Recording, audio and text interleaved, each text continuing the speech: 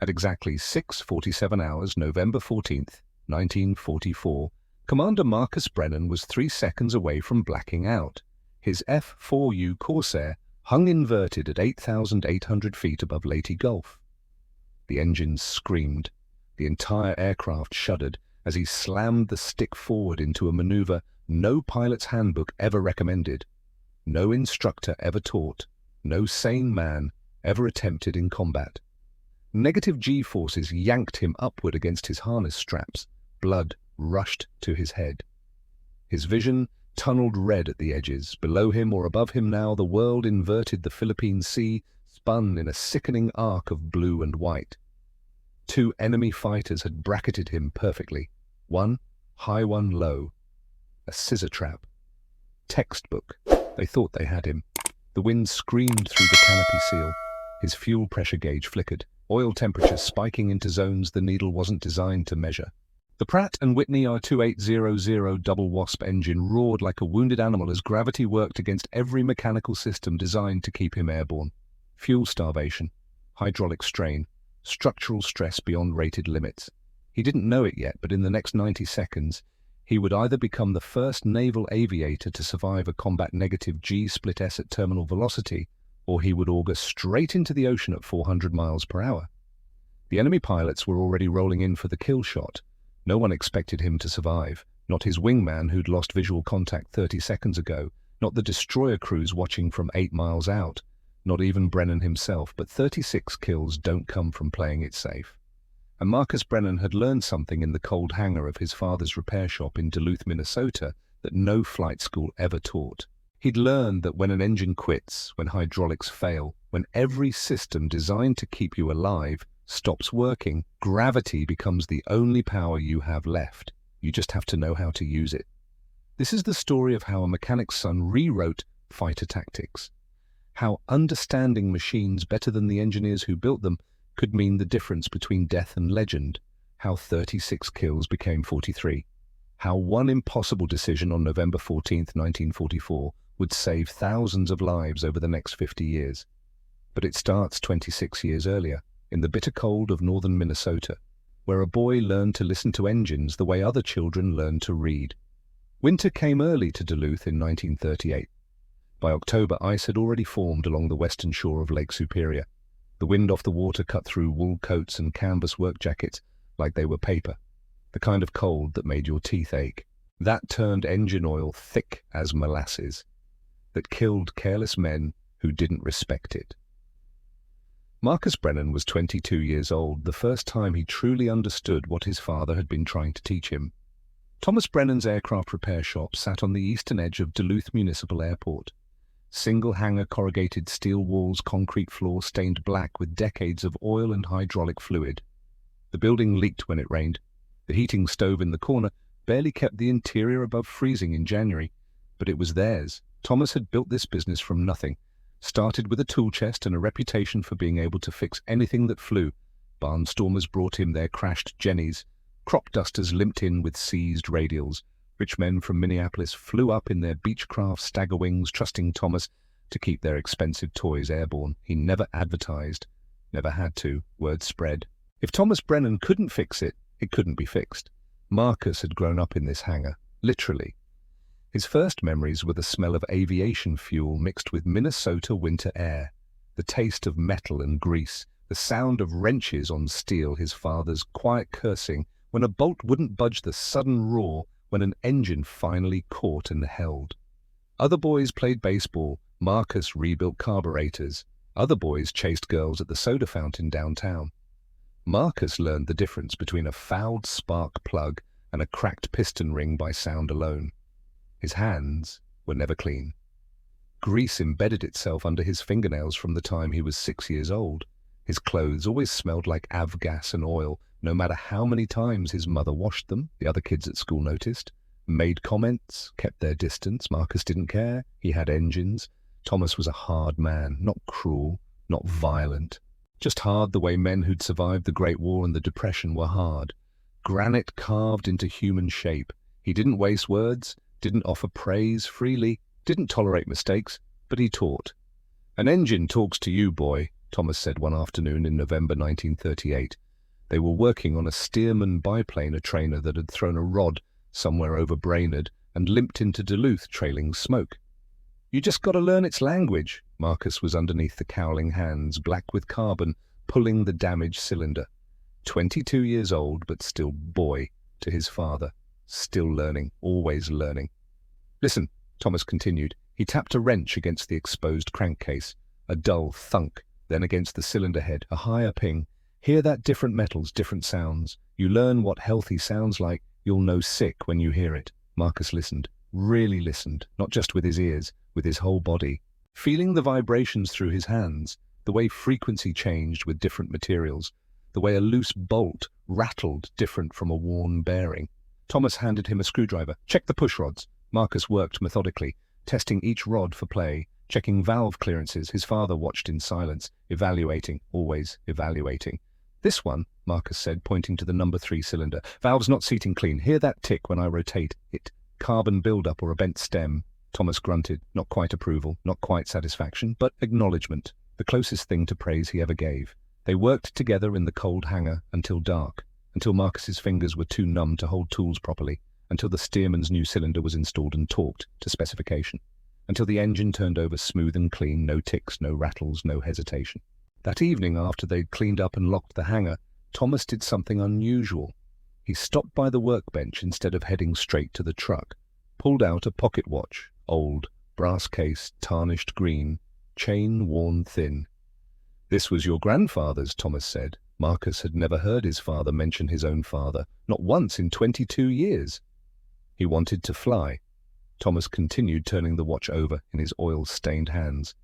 1917, signed up the day after we declared war on Germany, wanted to be a pilot, wanted to fight from the sky. Thomas opened the watch case. The movement still ticked, steady, reliable. They rejected him. Bad eyes, 2400 vision both eyes. Couldn't pass the physical. Thomas closed the case with a soft click. Broke his heart, so he became a mechanic instead, kept other men's planes flying, kept them alive. Thomas set the watch on the workbench between them. He died in the influenza epidemic, 1919. 2 years after the war ended, never got to see a cockpit from the pilot's seat. Thomas looked at Marcus directly, those hard grey eyes.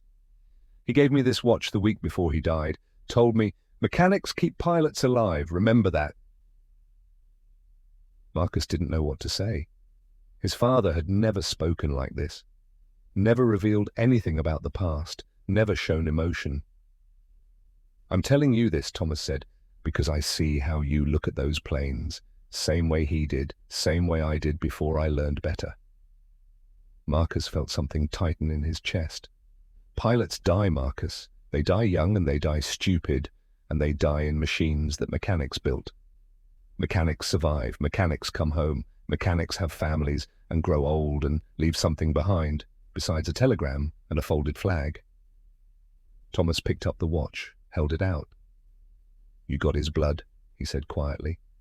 "Maybe you got his luck too. I hope to God you're smart enough not to need it." Marcus took the watch, felt the weight of it. The warmth from his father's hand, still in the metal. He wanted to say something. Wanted to tell his father that he understood. That he'd be careful. That he'd stay on the ground, where it was safe. But he couldn't. Because even then, standing in that freezing hangar with grease under his nails and his father's warning heavy in his hands, Marcus knew the truth. He was going to fly. 3 years later, December 7th, 1941, the radio in Thomas Brennan's shop crackled with news from Pearl Harbor. Marcus was 25 years old. He'd spent those 3 years working in the shop, getting better, faster, more precise. He could rebuild a radial engine in 8 hours, could diagnose mechanical problems by listening to an engine for 30 seconds, could look at a damaged airframe and know exactly what had failed and why. But every plane he fixed, every engine he rebuilt, every aircraft that flew away from that hangar, he watched them go with something close to hunger. The radio announcer's voice was tight with barely controlled panic. Japanese aircraft. Multiple waves. Battleships burning. Thousands dead. Thomas stood at the workbench, hands flat on the scarred wood, listening. His face showed nothing, but Marcus saw his knuckles go white. "They'll need pilots," Marcus said quietly. "No." "Dad?" "No." Thomas turned. Those hard, grey eyes. "You're not going." "I have to. You have to do nothing except stay alive and stay here and keep this business running." Thomas's voice didn't rise, didn't need to. "This is what we do. We fix things. We don't fly them into wars we can't win." "We'll win," Marcus said. "You don't know that." "I know we have to try." Thomas stared at his son. Marcus stared back. Neither man looked away. "I already know how to fix them," Marcus said finally. "I want to learn how to fly them." "Flying's easy," Thomas said. "Any fool can learn to fly. Surviving's the hard part, and you survive by staying on the ground." "Grandpa wanted to fly." Thomas's jaw tightened. "Don't. You told me he broke his heart when they rejected him, that he spent his whole life fixing planes for other men to fly, other men who came home, other men who got to live the dream he couldn't have." "He survived," Thomas said. "He had a son. He built something. He mattered. By keeping other people alive so they could matter." Marcus shook his head. "That's not enough." "It was enough for him. It's enough for me. It should be enough for you." Marcus pulled the pocket watch from his jacket. His grandfather's watch. The one Thomas had given him 3 years ago with a warning. "You said I had his blood," Marcus said. "Maybe his luck too. Maybe that means I'm supposed to finish what he couldn't start." Thomas looked at the watch, at his son's hand holding it, at the determination in his son's face that mirrored his own stubbornness. "If you do this," Thomas said slowly, "you do it alone. I won't help you, won't support you, won't be part of it." "I understand. You'll get yourself killed." "Maybe." "Probably." "Maybe," Marcus repeated.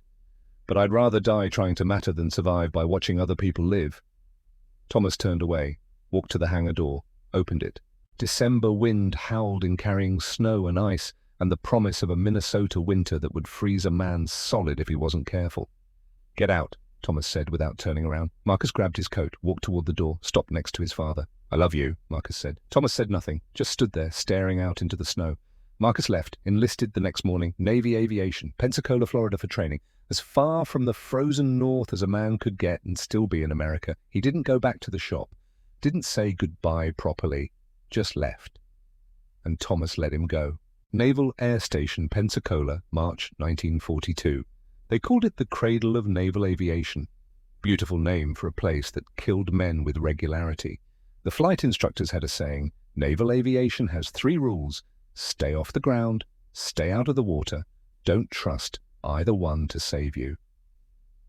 Marcus learned quickly that flying Navy aircraft was nothing like flying the civilian trainers he'd occasionally taken up from his father's airfield. Those were gentle machines, forgiving, designed to keep amateur pilots alive while they learned. Navy aircraft were weapons built for speed, for altitude, for combat. They didn't forgive mistakes, they punished them. The F4U Corsair punished harder than most. They called it the Ensign Eliminator. The bent-wing bastard. The Widowmaker.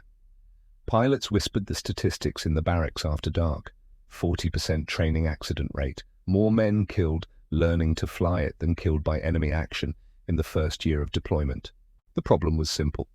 The Corsair was too much airplane for most pilots. 2,000 horsepower from the Pratt & Whitney R2800 double Wasp radial engine, the most powerful engine ever mounted in a single-engine fighter. 417 miles per hour maximum speed, ceiling of 36,900 feet, 6.50 caliber Browning M2 machine guns carrying 2,400 rounds total. It was fast, it was powerful, it was heavily armed, it was also a killer. The torque from that massive engine would snap a Corsair into an unrecoverable spin if you gave it full throttle on takeoff without compensating with rudder.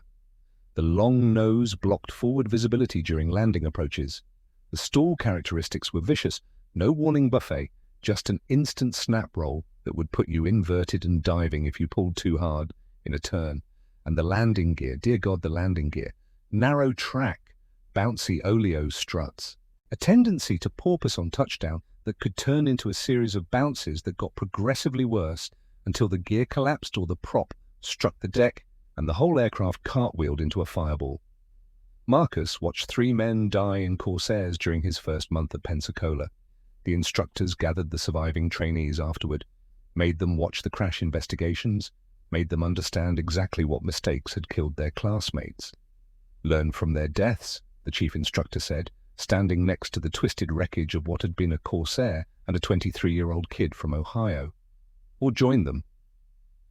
Most of the other trainees approached the Corsair with fear, respected it, flew it by the manual, stayed within tested parameters, survived by being cautious and conservative and absolutely by the book.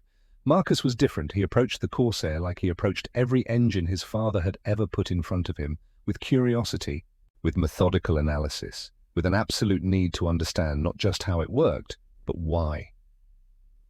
While other pilots slept, Marcus studied technical manuals, not the simplified pilot's handbook, the actual engineering specifications, the manufacturer's maintenance manuals, the detailed diagrams showing every system, every control linkage, every fuel line and hydraulic passage.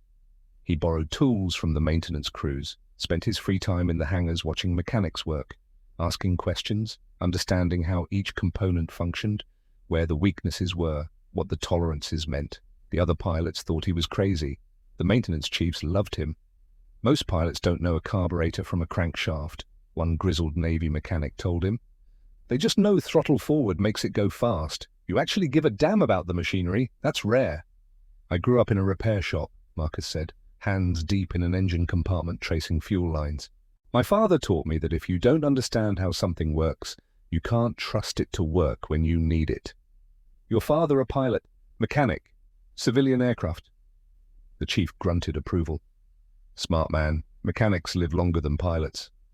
That's what he said. You listened to him. Marcus pulled his hands out of the engine compartment, wiped oil on a rag. I'm here, aren't I? The chief laughed. Yeah, you're here. Question is, you gonna stay here, or you gonna end up like those other kids, lawn dart into the Gulf? Neither, Marcus said.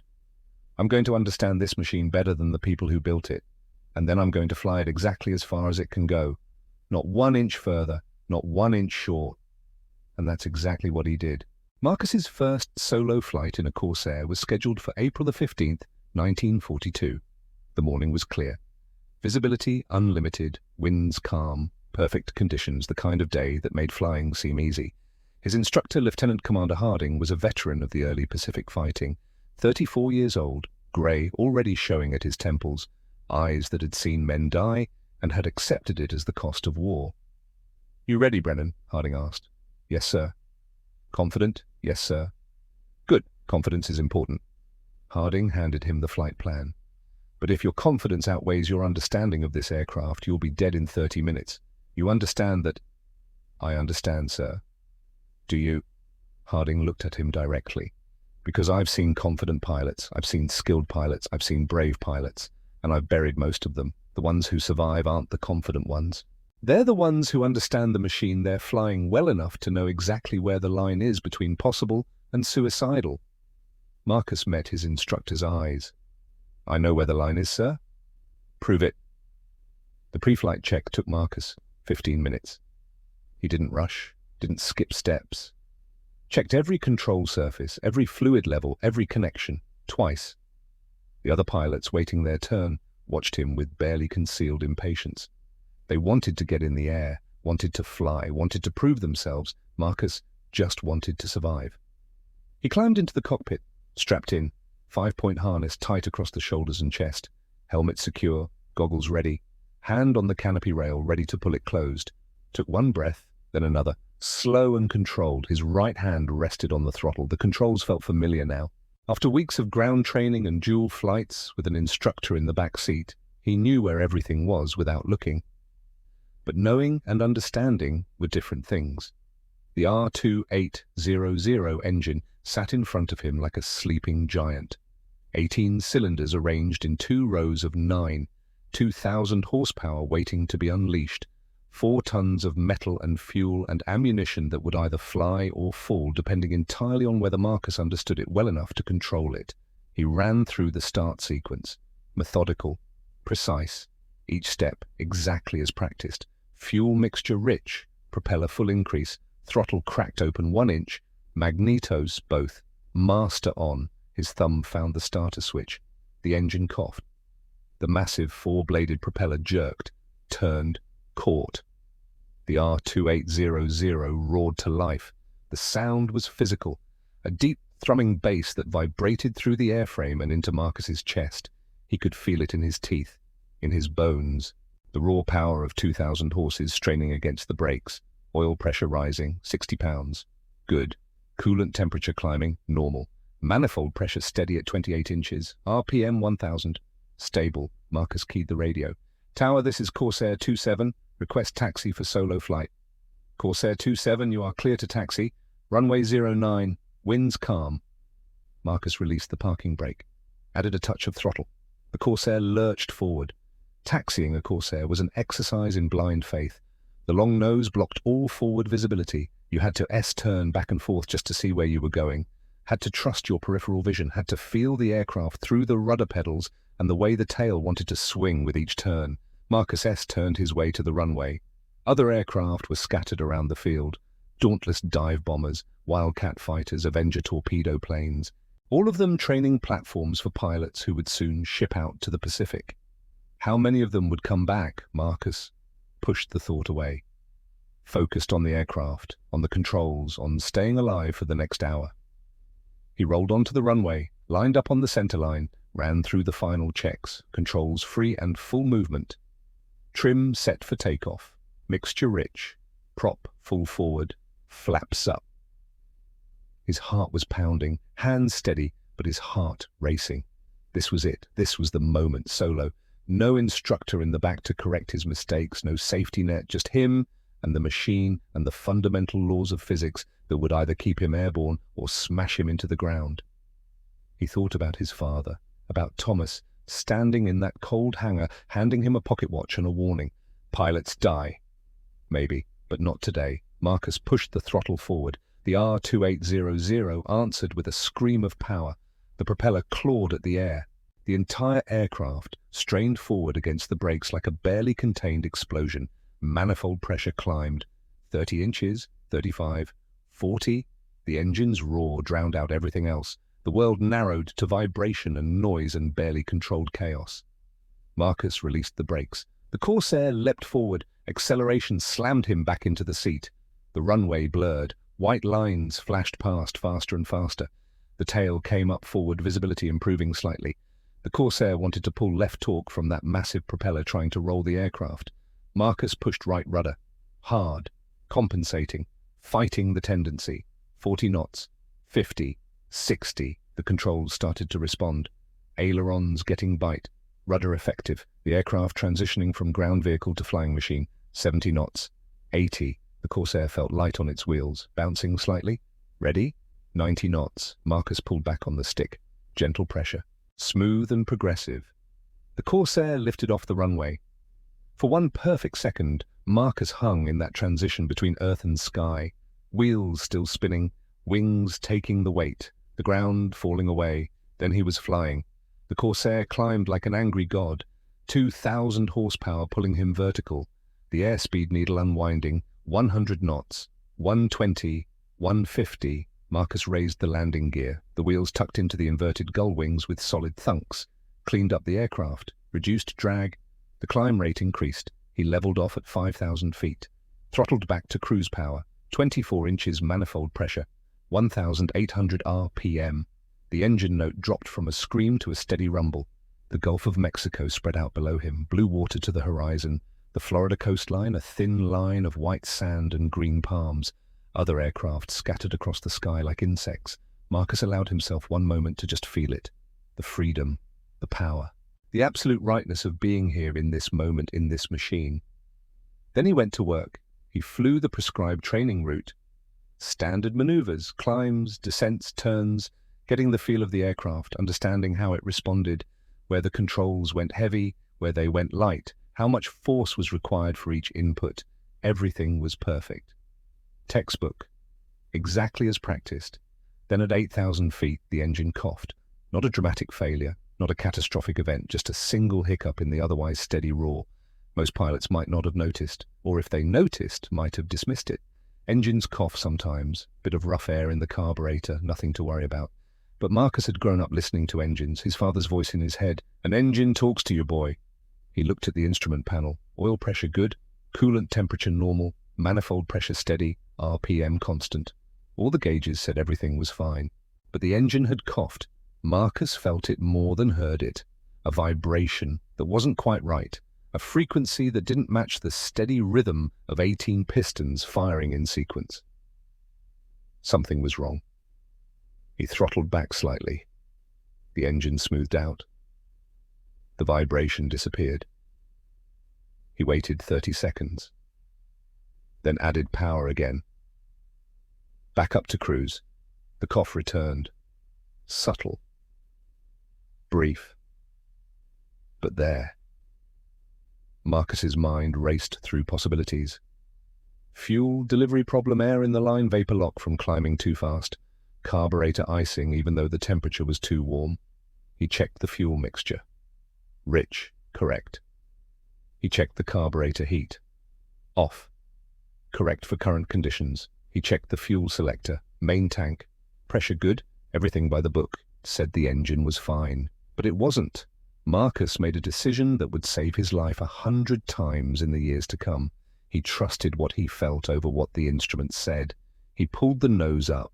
15 degrees, climbing attitude. And as the nose came up, as the angle changed, he felt it again. That vibration, that wrongness. Then he understood.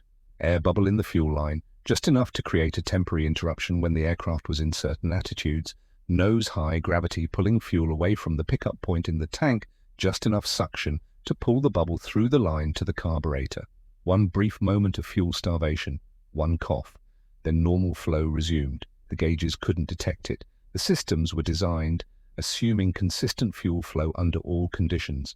But sometimes physics didn't cooperate. Sometimes a bubble formed. Sometimes it mattered.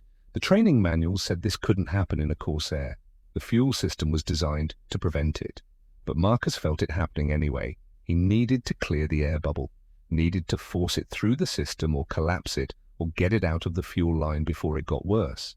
The manual said, if you suspect fuel delivery problems, reduce power, return to base, let maintenance investigate. But Marcus knew maintenance would find nothing. The bubble would work itself out during descent. By the time the aircraft landed, the problem would be gone. They'd run it up on the ground, find no issues, sign off on it as pilot error or imagination. And the next time he took this specific aircraft up at altitude, the bubble would form again. And next time it might not be a gentle cough. It might be a complete fuel starvation. Might be an engine failure at the worst possible moment. Marcus needed to fix it now, needed to prove to himself that he understood what was happening, that his diagnosis was correct. There was one way to clear an air bubble from a fuel line. Negative G-force. Push the nose down. Hard. Force the bubble to compress or collapse or move through the line by reversing the gravity vector. The manual said, never subject the R2800 to negative G loads. Engine, not designed for inverted flight. Oil starvation will occur. Engine damage possible. Avoid at all costs. Marcus looked at his altitude, 8,000 feet. Plenty of room to recover if something went wrong. He took a breath, shoved the stick forward. The Corsair's nose dropped, hard. The positive G-force that had been pressing him into his seat disappeared. He felt himself lift against his harness. Loose objects in the cockpit floated. The horizon line tilted crazily as the aircraft went light, then negative. His stomach lurched. His inner ear screamed that he was falling. Every instinct said, pull back, recover, get the nose up. Marcus held the stick forward for 3 seconds. The engine roared, smooth, no cough, no hesitation, full power under negative G. Then he pulled back, recovered, level flight, heart pounding, hands shaking slightly, but the vibration was gone. The engine ran clean, perfect. No more coughing. Marcus had just diagnosed and corrected a fuel delivery problem that the instruments couldn't detect using a technique the manual said was forbidden, based entirely on what he'd felt and heard and understood about how engines worked. He keyed the radio. Tower Corsair 27, solo complete, requesting landing clearance. Corsair 27, you are clear for landing pattern. How'd it go up there? Marcus looked at the instrument panel, at the engine gauges showing perfect operation, at the sky around him, at the aircraft that had just taught him it could survive things the manual said it couldn't. Learned something important, he said. He landed without incident, taxied back to the line, shut down. Lieutenant Commander Harding was waiting when Marcus climbed out of the cockpit. You were up there longer than planned, Harding said. Yes, sir. Had to work through something. Work through what? Marcus hesitated. If he told the truth, Harding might ground him, might write him up for exceeding aircraft limitations, might wash him out of the program for violating procedures, but if he lied, he'd never know if his understanding was correct, never know if Harding had experienced the same thing, never learn. Felt a vibration in the engine, sir, inconsistent, only at certain nose attitudes, diagnosed it as an air bubble in the fuel line, cleared it with a brief negative G push. Harding's expression didn't change. You subjected an R2800 to negative G. Yes, sir. 3 seconds, controlled, at 8,000 feet with plenty of recovery altitude. The manual says avoid it, sir. Doesn't say it'll destroy the engine. I calculated the risk. Harding looked at him for a long moment, then walked around the Corsair, ran his hand along the engine cowling, checked the oil drains for any sign of overstress. You know what you just did? Harding asked. Yes, sir. You violated training procedures. You exceeded aircraft limitations. You performed an unauthorized maneuver. Harding turned to face him. And you correctly diagnosed a problem that's killed 3 pilots in the last 6 months. Marcus blinked. Sir, air bubbles in the fuel system, intermittent, impossible to reproduce on the ground. We've had 3 Corsairs go down with unexplained engine failures at altitude. Post-crash investigation found nothing wrong with the engines. We thought it was pilot error. Harding walked closer. You just proved it's a fuel system design flaw, and you proved negative G can clear it. That's the kind of understanding we need, the kind that keeps pilots alive. Marcus didn't know what to say. You grew up around engines, Harding said. It wasn't a question. Yes, sir, my father's shop. He'd teach you to trust what you feel over what the book says. He taught me to understand the machinery well enough to know when the book is wrong, sir. Harding smiled, rare expression on his hard face. You're going to do well in this war, Brennan, if you survive long enough. He turned to walk away, then stopped. That negative G trick. Don't do it again unless your life depends on it, but remember it, because someday it will. Marcus watched his instructor walk away. Someday it will. 2 years later, inverted at 8,800 feet, with enemy fighters closing for the kill and his engine dying, Marcus would remember. He'd used negative G not to clear a fuel bubble, but to weaponize gravity itself. But first, he had a war to learn. Marcus Brennan shipped out to the Pacific Theater in August 1942. He'd graduated flight training with distinction. Not top of his class, he wasn't flashy enough for that. But he'd never bent an aircraft, never failed a check ride, never made the same mistake twice. More importantly, he'd earned a reputation among the maintenance crews as the pilot who actually understood the machines he flew. Who could describe mechanical problems in technical terms? Who listened when they explained how systems worked? Most pilots think mechanics are grease monkeys, one chief told him before he deployed. You treat us like engineers, that'll save your life someday. Marcus was assigned to VF-17, the Skull and Crossbones Squadron, flying F4U Corsairs off the USS Bunker Hill. 26 pilots, average age 24, average experience 200 flight hours. They were children playing with lethal toys. The Pacific War in late 1942 was brutal. The Japanese controlled vast stretches of ocean. Their pilots were experienced, aggressive, and absolutely committed. Their primary fighter, the Mitsubishi A6M0, was lighter and more maneuverable than anything America had. The Zero could turn inside a Corsair, could climb faster initially, could operate from shorter runways and aircraft carriers. But it had weaknesses. The Zero was lightly built, no armor. Self-sealing fuel tanks in later models, but early versions burned if you looked at them wrong. And the engine, the Nakajima Sakai radial, produced only 1,130 horsepower compared to the Corsair's 2,000. Speed, That was the Corsair's advantage. Straight line speed and dive performance. Marcus learned the trade in blood, his own squadron's blood mostly. The first pilot he watched die was Lieutenant Junior Grade Thomas Kellerman, 23 years old, Ohio farm boy, engaged to his high school sweetheart. Kellerman made the mistake of trying to turn Fighter Zero, got into a horizontal scissors at 8,000 feet. The Zero could turn tighter. Every reversal, the Zero cut inside his radius. Every turn, the geometry got worse. Marcus watched from 4,000 feet above, having learned not to engage at low speed. Watched Kellerman's Corsair bleed energy with every turn. Watched the Zero close the distance.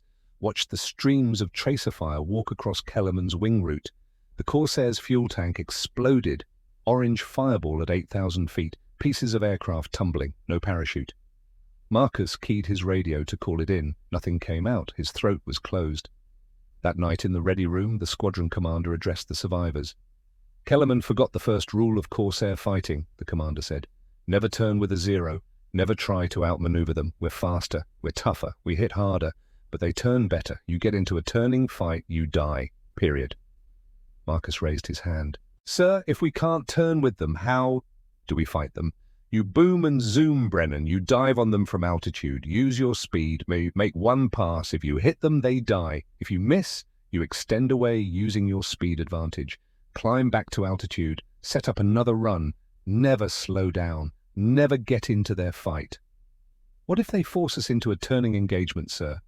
Then you use your aircraft's strengths against their weaknesses. The Corsair has better high-speed handling, better roll rate, better diving ability. You use those advantages to control the geometry, vertical maneuvers instead of horizontal, energy fighting instead of turn fighting. It sounded good in theory. In practice against experienced Japanese pilots who knew these tactics and specifically trained to counter them, it was survival by the thinnest of margins. Marcus flew his first combat mission on September 3rd, 1942. He got his first kill on September 7th. By November, he had 6 confirmed kills. By March 1943, 12. By September 1943, 24. And by November 1944, 36. The pilots in his squadron called him Mac the Mechanic, sometimes Grease Monkey. Not as an insult, as recognition that he approached air combat the way he approached engines, methodically, analytically, understanding the machine and its limitations, absolutely, so he knew exactly how far he could push when death was 2 seconds away. Other pilots flew by instinct, by courage, by aggression. Marcus flew by understanding. He knew his Corsair could survive 8 positive G-forces before structural failure, so he pulled 7 3/4, not 8, not 7.5, exactly 7 3/4. He knew his engine could run at 62 inches of manifold pressure for 5 minutes before damage occurred, so he ran it at 61 inches for 4 minutes and 50 seconds.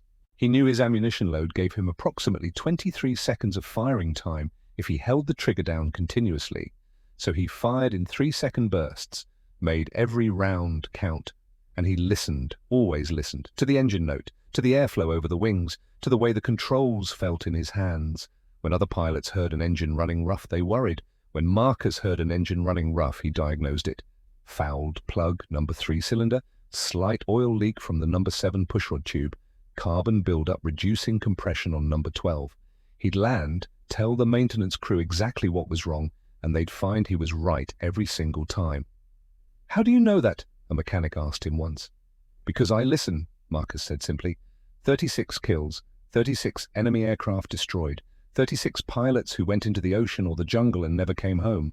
Marcus never celebrated them, never painted kill marks on his aircraft, never bragged in the ready room. Each kill was a problem solved, an equation balanced. Him understanding his machine better than the enemy understood theirs. Him surviving because he knew exactly how much his aircraft could take, and the enemy didn't. Nothing more. But 36 kills meant 36 times he'd been close enough to death to see its face. 36 times he'd won. On November the 13th, 1944, the night before the mission that would either kill him or make him legendary, Marcus received a letter from his father, the first letter Thomas had sent in 3 years. Marcus opened it in his bunk, hands shaking slightly, not from fear, from something else, something he couldn't quite name. The letter was brief, his father's handwriting, cramped and precise. Marcus, I heard from the Navy that you're doing well, that you've survived this long, that you're good at what you do. I was wrong about pilots, about you, about what matters. I thought keeping you on the ground would keep you alive. I thought survival was the only thing that mattered. I was wrong. You were right. Better to die trying to matter than survive by watching others live. I'm proud of you. Your grandfather would be proud of you. Come home when you can. The shop's still here. But if you can't come home, if the war takes, you know this, you mattered. You made a difference, you finished what he couldn't start. That's enough. Dad. Marcus read the letter 3 times, then he folded it carefully, put it in his footlocker next to the pocket watch his father had given him 6 years ago. And he cried, not from sadness, not from fear, from something else, something like peace. His wingman, Lieutenant Jake Hendricks, found him there, saw the tears, didn't comment. You okay, Mac? Jake asked quietly. Yeah, Marcus said, wiped his eyes. Yeah, I'm okay. Big mission tomorrow, routine patrol, but you never know. Never do.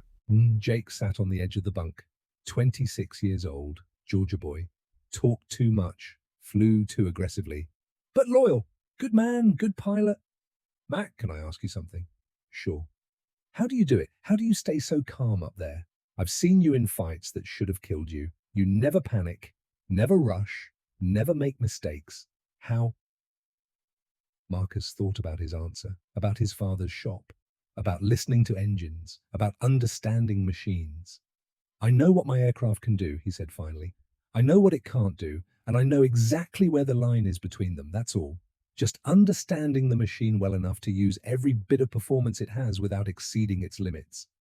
That's it, just understanding. That's it, Jake shook his head. I've seen you do things other pilots can't do. Push that Corsair harder than anyone else, and you never break it, never bend it. It's like you and the machine are the same thing. We are, Marcus said. When I'm up there, I don't think about flying. I just fly. The aircraft and I are one system. I feel what it feels, know what it knows, trust it completely because I understand it completely. Your dad teach you that? Marcus smiled.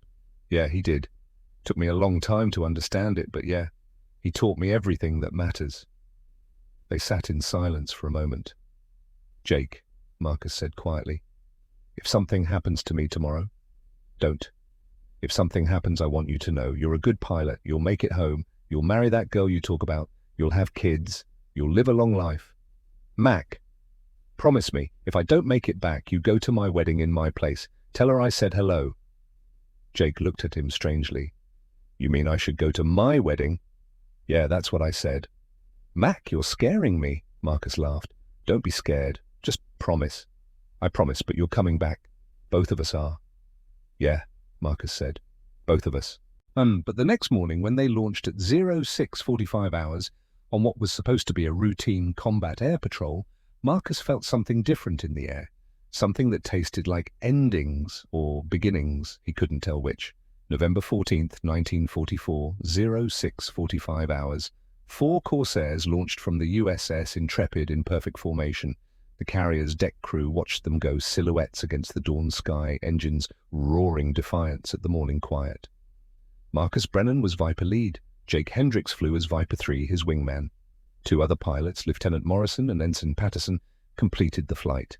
Young men, skilled enough, brave enough, but inexperienced in the specific kind of violence that waited for them 18 miles northwest. The briefing had been routine. Intelligence estimated 12 to 15 enemy aircraft inbound from Luzon. Standard harassment tactics. The Japanese were desperate now, throwing whatever they had left at the American invasion fleet, supporting the Leyte Gulf operations. But Marcus had learned over 36 kills that intelligence estimates were often optimistic. The most dangerous enemy was the one you didn't count, the one the radar missed, the one hiding in your assumptions. He'd been cautious, but not cautious enough. The 4 Corsairs climbed to 12,000 feet, standard combat air patrol altitude, high enough to dive on threats, low enough to respond quickly.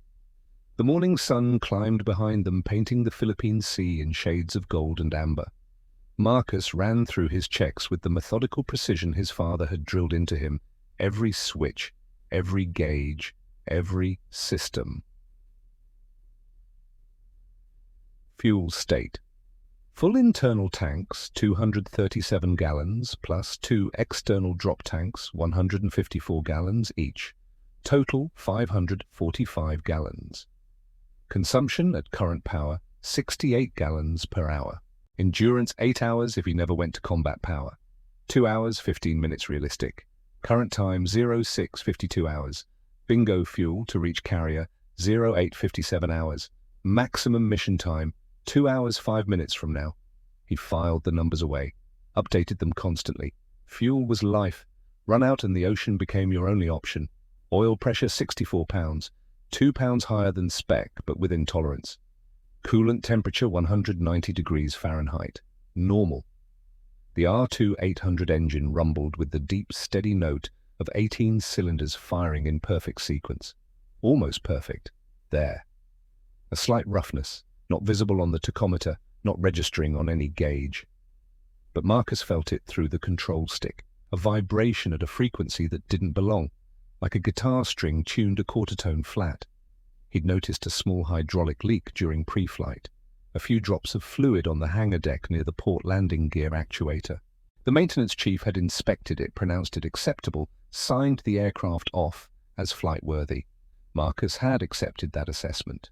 But now, feeling that vibration, he wondered if the leak was hydraulic fluid or something else. Oil, maybe, seeping from a loose connection. Not enough to show on the pressure gauge yet, but enough to matter eventually. He filed that observation away too, monitored it. If the vibration increased, he'd abort, return to the carrier. Better to be cautious than dead. But for now, it was within limits, and there was a mission to fly. Marcus keyed the radio. Viper flight, this is lead. Sound off. Viper 2, Morrison's voice, calm, professional. Viper 3. Jake, always that hint of excitement, like a hunting dog catching a scent. Viper 4? Patterson, young, nervous, first combat patrol. Stay alert, Marcus said. Check your 6 every 30 seconds. If anything looks wrong, call it out immediately. The Japanese are desperate. That makes them unpredictable. Questions? 3 clicks acknowledged. They flew northwest, away from the carrier group, toward empty ocean. Below them, the Philippine Sea stretched to every horizon, beautiful and lethal. 74 degrees. A man could survive maybe 12 hours in that water before hypothermia took him. Less if he was injured. Less if the sharks came. Marcus had seen men pulled from the water, the ones who survived and the ones who didn't. At 07:03 hours, the radio crackled. Viper lead, this is Intrepid Combat Information Center. We have radar contact. Bearing 320, range 40 miles. Multiple targets, count is 1-5 plus repeat, 1-5 plus aircraft inbound your position. Vector 320 to intercept. Climb to Angels 15. Marcus calculated instantly. 15 plus aircraft, 4 Corsairs. Ratio 3.75 to 1 minimum. If 15 plus meant 20, that became 5 to 1, not ideal. But the Corsair was faster, better armed, more survivable. If they used their advantages correctly, they could break up the formation. 4 against 15 was survivable, 4 against 20 would be hard, 4 against more than 20. He pushed the thought away. Viper lead copies, proceeding to intercept. Climbing to 15,000, Marcus advanced the throttle. 42 inches manifold pressure. The R2800 responded with a surge of power that pressed him back into his seat. The Corsair's nose came up, climbing at 2,200 feet per minute. Current altitude 12,000 feet. Target 15,000 feet. Climb required 3,000 feet at 2,200 feet per minute equals 1.36 minutes, 82 seconds. Time to contact at current closure rate approximately 8 minutes. Plenty of time to gain altitude advantage. The other 3 aircraft matched his climb. Good formation discipline. Morrison and Patterson sticking close to his wings. Jake slightly behind, covering their 6. Viper flight, we're going hunting, Marcus said. Remember your training. Boom and zoom. Use your speed. Don't get slow. Don't try to turn with them. 1 pass through their formation, then extend east and regroup. Clear. 3 clicks. They leveled at 15,000 feet. Marcus scanned the sky with the systematic pattern his instructors had drilled into every naval aviator. High to low, left to right, searching for the things that didn't belong. Contrails, glints of sunlight on canopies, dark specks against lighter backgrounds. There, 11 o'clock low, maybe 18 miles out, dark specks against the ocean's blue. "Tally-ho," Marcus called. 11 o'clock, low angels 8, multiple contacts. "I see them," Morrison confirmed. The specks grew larger, resolving into aircraft shapes, wings, fuselages, the distinctive profile of enemy fighters. Marcus counted silently, his mind cataloguing each aircraft, sorting them by type, by position, by threat level. 5, 8, 12, 15, 18, 21, 23. His stomach tightened. "Viper lead to CIC. Contact has 2-3 aircraft. Repeat. 2-3. Request confirm." Static crackled. Then, "Viper lead CIC confirms multiple targets. Count is approximate. Proceed with intercept.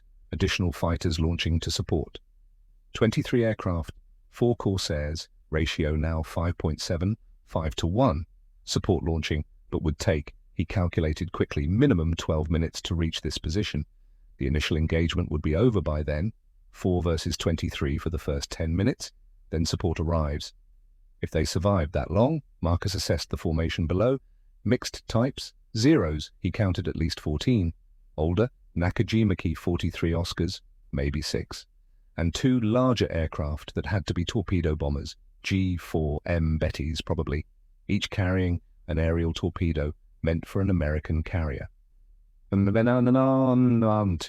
What Marcus couldn't know 20 miles ahead, the Japanese flight leader, a veteran with 18 kills and 2 years of combat experience, was coordinating his formation via radio. The transmission would be intercepted by American signals intelligence units monitoring Japanese frequencies. Translated months later. Filed in classified reports that wouldn't be declassified until 1989. The radio log translated maintain formation discipline. Enemy fighters sighted above us 4 aircraft. Standard American tactics, they will dive from altitude. Do not break formation until they commit. Once they pass reform and continue to objective. Our purpose is not to fight escort fighters.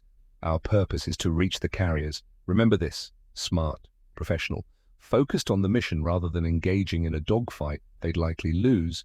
But the flight leader had made one critical miscalculation. He'd assumed the 4 American fighters would make one pass and let them go.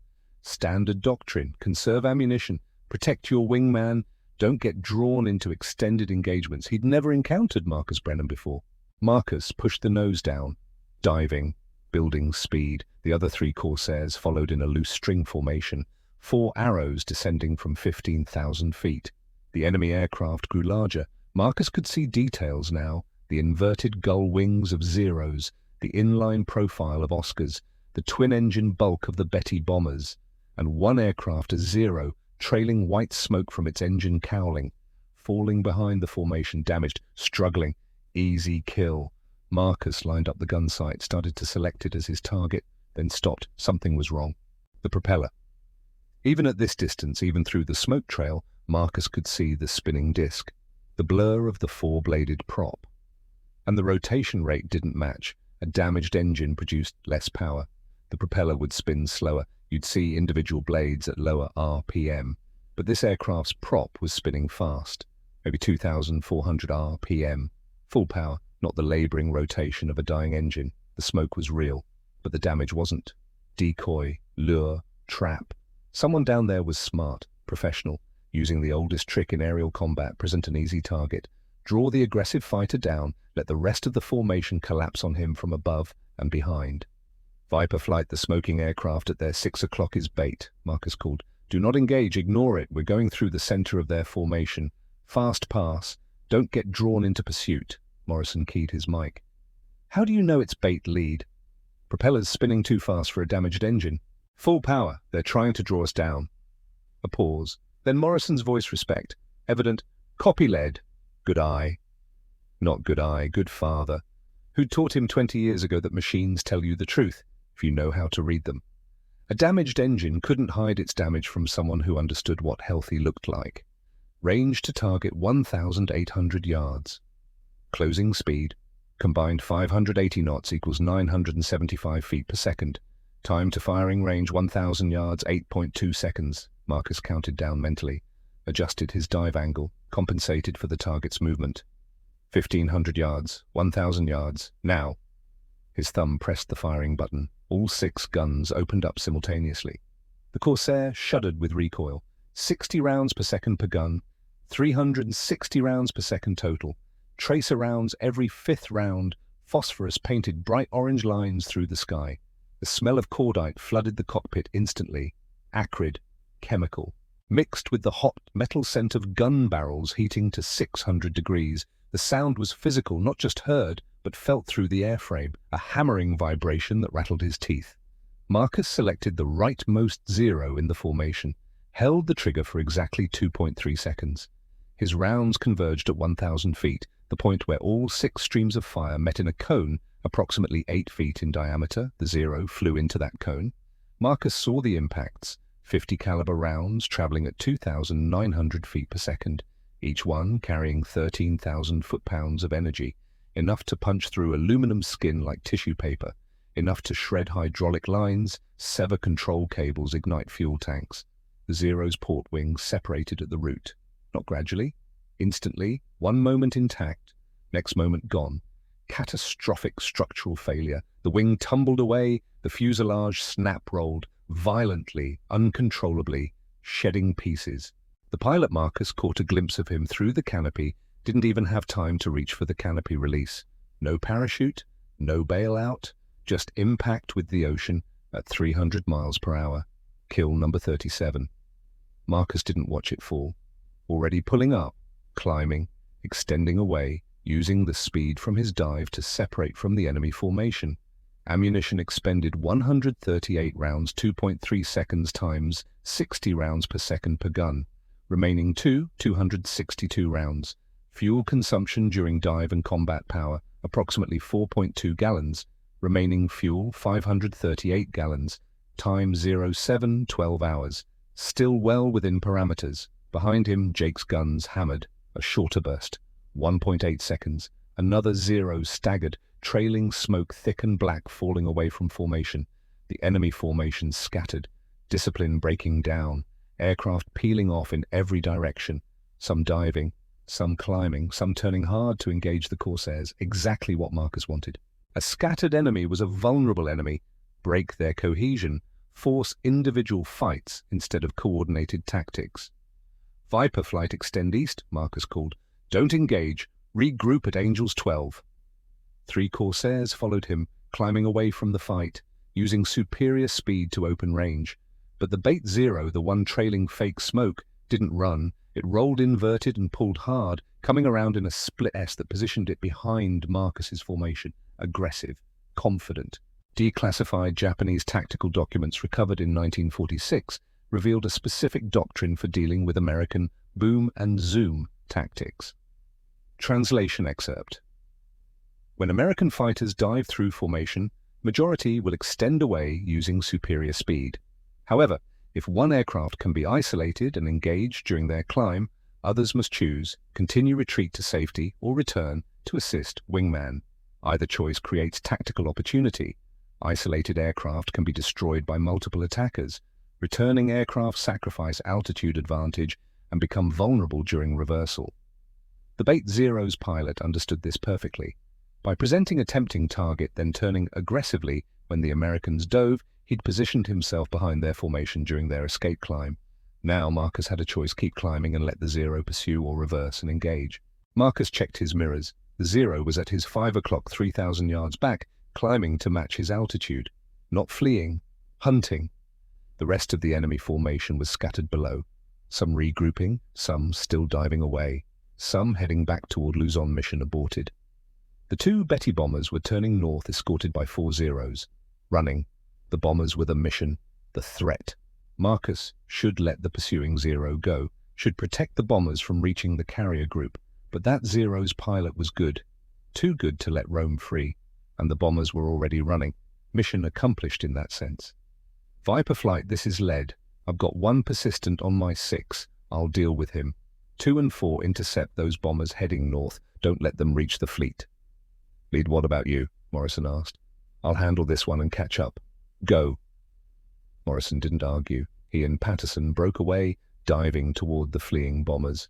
Viper 3 status, Marcus asked. 3 is good lead. Got one confirmed kill, but I'm picking up engine vibration. Coolant temperature climbing, might be a leak. Damn. Jake's aircraft was damaged, not catastrophically, but enough to matter. Decision tree, Jake needs to return to carrier. Distance approximately 78 miles. His aircraft can manage that if coolant leak is minor, but if it gets worse, he might not make it. Options 1. Send Jake home alone, risky if engine fails. 2. Escort. Jake home, abandon interception. 3. Send Morrison and Patterson to escort Jake. Marcus handles bombers and pursuing 0 alone. 3. Head for home, Marcus ordered. 2 and 4 forget the bombers, escort 3 back to the carrier. That's priority 1. Lead, I can make it, Jake started. You've got a coolant leak and 78 miles of ocean. You're not flying it alone. 2 and 4 form up on 3. Get him home. I'll clean up here. Lead, that leaves you alone with, Morrison began. I know the math. I'll be fine. Go. Now. A pause, then 3 Corsairs broke away to the southeast. Heading home, Jake's aircraft trailing a thin mist of coolant vapor, Morrison and Patterson boxing him in. Protecting him, Marcus was alone. He turned his attention to the 0 still pursuing him. 2 miles back now, climbing patiently, matching his altitude gain, not rushing, not making aggressive moves, just climbing, maintaining energy, waiting. Professional pilot, experienced, dangerous. Marcus continued climbing, 15,000 feet, 16,000, taking the high ground. The Corsair's power advantage showed. He gained separation. 3,000 yards, 3,500, but the 0 kept coming, slower, but persistent. At 17,000 feet, Marcus leveled off, checked his fuel, time 0, 7:19 hours. Fuel consumed approximately 37 gallons combat power during dive and engagement. Remaining 508 gallons. Bingo fuel time 08:57 hours. Current time to bingo 98 minutes. Distance to carrier 80 miles. Flight time at cruise 24 minutes. Margin 74 minutes. Could fight for up to 60 minutes and still make it home with reserves. But that assumed no further damage. No additional fuel leaks. No navigation errors. The 0 leveled off at 15,000 feet. 2,000 feet below Marcus. 2 miles away. Just sitting there, waiting. Stalemate. Marcus understood the tactic. The 0 pilot was trying to draw him into a disadvantageous fight. Marcus had altitude, had speed, had firepower, but the 0 had maneuverability. If Marcus dove to attack and missed, if he got slow in a turning fight, the advantage would shift. The smart play was to extend away, run for home. The 0 couldn't catch him in level flight. But those 2 Betty bombers were still out there, somewhere to the north, and Marcus knew from experience that Japanese attack aircraft were capable of loitering for hours waiting for American fighters to leave before turning back toward the fleet. If he let that 0 escape, if he let those bombers escape, how many sailors would die? Marcus thought about his father's letter, the one that had arrived last night. Better to die trying to matter than survive by watching others live. He thought about Jake, about Morrison and Patterson, young men trying to survive a war they hadn't started, trying to make it home to families and futures. He thought about the 3,000 sailors on the Intrepid who had no way to defend themselves except pilots willing to fly into impossible odds. The mathematics said run. Survive, you've done enough. Duty said finish the job. Marcus made his choice. He rolled inverted, pulled through into a split S, diving toward the 0. The enemy pilot saw him coming, started a climbing right turn, trying to force a head-on engagement where both aircraft would pass each other firing. Mutual destruction gambit if both pilots held their nerves. Marcus didn't bite. He pulled out of his dive at 12,000 feet, 4 miles from the 0, still carrying massive speed, then climbed again. Back to altitude, repositioning. The 0 leveled off, waiting again. Marcus tried twice more, each time diving to attack. Each time the 0's pilot demonstrated perfect defensive awareness, turning to neutralize Marcus's attack angle, forcing him to break off or commit to a low-energy turning fight. After the 3rd attempt, Marcus had to acknowledge the truth. This pilot was as good as he was, maybe better at defensive fighting. They could dance like this for an hour, and neither would gain decisive advantage. And Marcus was burning fuel he couldn't afford to waste. Current fuel, 462 gallons. He'd been at combat power for extended time. Time 07:31. Bingo fuel 08:57. Remaining combat time, maximum 45 minutes before he had to turn for home. The math was getting tight. Marcus rolled wings level, pointed his nose southeast toward the carrier. The Zero didn't follow, just orbited at 15,000 feet, watching Marcus leave. Professional courtesy between professionals. We fought. Neither died. Good enough for Marcus, throttled back to cruise power. 28 inches, manifold pressure. 1,800 RPM. Fuel consumption dropping to 52 gallons per hour. More economical. Stretching his endurance. The adrenaline was fading. His hands trembled slightly post-combat stress response. Normal. He'd learned to recognize it, accept it, let it pass. 2 confirmed kills today, numbers 37 and 38. Jake had gotten one. The 3 bombers and escorts were still out there, but scattered. Mission disrupted. Bombers unlikely to reach the carrier group now. Good mission. Everyone going home alive. Then his engine coughed. Not loud, not dramatic, just a single interruption in the otherwise steady rumble, like a man clearing his throat. But Marcus's hands went cold. He scanned the instrument panel, not with the quick glance most pilots used, with the systematic evaluation his father had taught him, each gauge, each indicator, reading them in sequence, understanding what they said individually and collectively. Oil pressure, 61 pounds, 1 pound lower than before, still normal range, but trending down. Coolant temperature, 205 degrees, 15 degrees higher than before, still acceptable, but climbing. Manifold pressure, 28 inches, steady.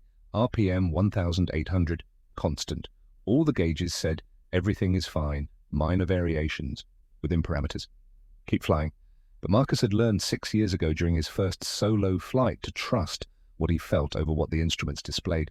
He'd felt a vibration during pre-flight, had noted it, had monitored it, and now the engine had coughed. Connection, maybe? Probably.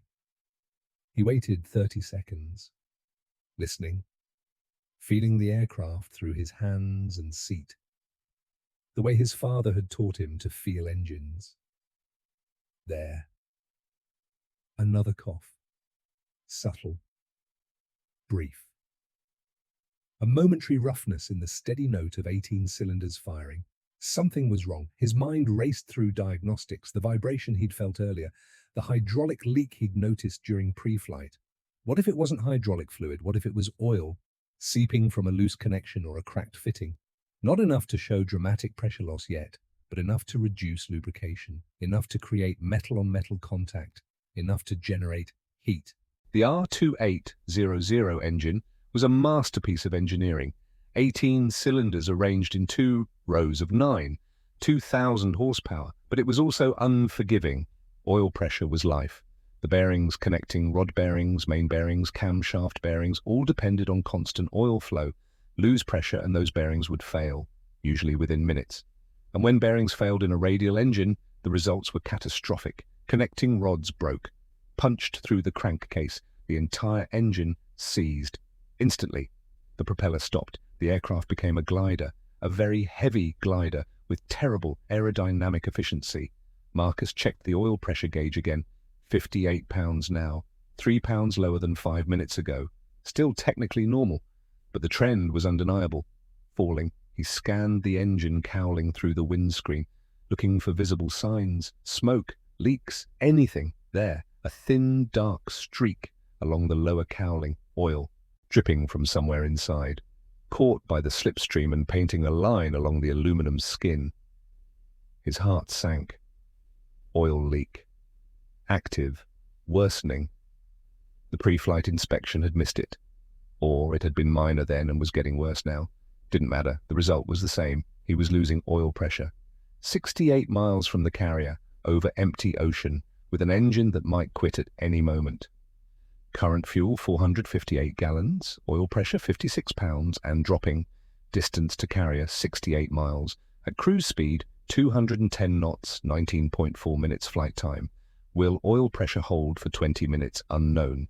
Depends on leak rate, depends on oil volume remaining, depends on bearing tolerances. Too many unknowns. Marcus made a decision. He advanced the throttle slightly. Not to combat power, just enough to increase speed. 230 knots instead of 210, reducing flight time to 17 minutes, trading fuel for time. Gambling that the engine would hold together for 17 minutes rather than 20. The engine responded. RPM climbed to 2,000. Manifold pressure to 32 inches. Oil pressure, 54 pounds. Still dropping. Marcus keyed the radio. Intrepid CIC, this is Viper lead. I have an engine casualty. Oil leak. Pressure dropping, currently 65 miles northwest of your position. If I don't make it back, static cut him off. Then a different voice, not the calm controller from CIC. Excited, urgent. All aircraft, this is Intrepid CIC. Multiple bogies inbound from the west. Large formation. Estimated 40 plus aircraft. All available fighters scramble immediately. Repeat scramble all fighters. 40 enemy aircraft heading for the carrier group. And Marcus was the only fighter between them and the fleet. Damaged engine. 65 miles from help. Oil pressure dropping by the minute. He should run. Should try to reach the carrier before his engine seized. Should save himself. That's what every survival instinct screamed. That's what the manual said. That's what a rational man would do. What Marcus didn't know, the 40-plus aircraft were a coordinated strike. The earlier 23 aircraft had been a probing force, intended to draw American fighters away from the carrier group. The real attack, 2 squadrons of Betty bombers escorted by 26 Zero fighters, had been waiting over Luzon for confirmation that American Combat Air Patrol was engaged elsewhere.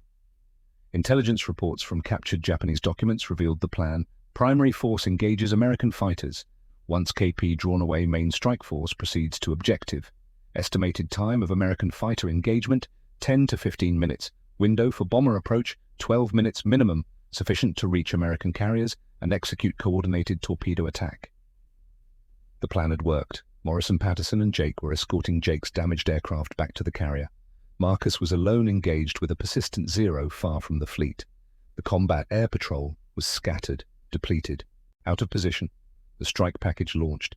43 aircraft, 14 Betty bombers, each carrying a Type 91 aerial torpedo, 29 Zero escorts, their target USS Intrepid, CV-11, fleet carrier, home to 90 aircraft and 3,000 men, and the only obstacle between them and that carrier was one Corsair with a dying engine and a pilot who should have been running for his life. Marcus checked his fuel.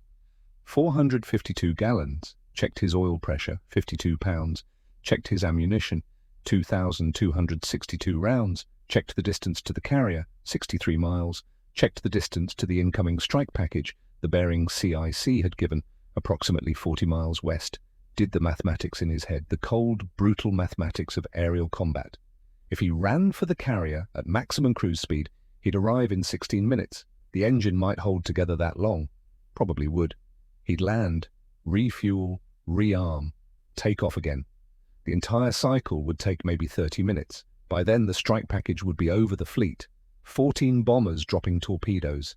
The Intrepid had close-in defensive weapons, 5-inch guns, 40mm Bofors, 20mm Oerlikons, but torpedo bombers attacked from multiple angles simultaneously, coordinated, overwhelming point defenses. How many torpedoes would hit 235? 1 torpedo could cripple a carrier. 2 would probably sink it. 3 would definitely sink it. 3,000 men. Jake, Morrison, Patterson. The maintenance crews who'd kept Marcus's aircraft flying. The cooks and medics and admin clerks and radio operators. Young men who'd enlisted to serve their country. Who had families waiting at home.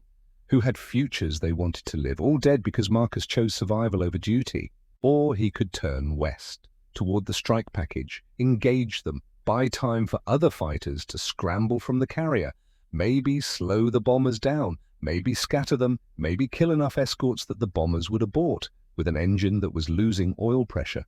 That might quit at any second. That would almost certainly fail before he could reach the carrier afterward. Survival probability if he turned toward the enemy, less than 10%. Survival probability if he ran for the carrier, 80%, maybe 90%.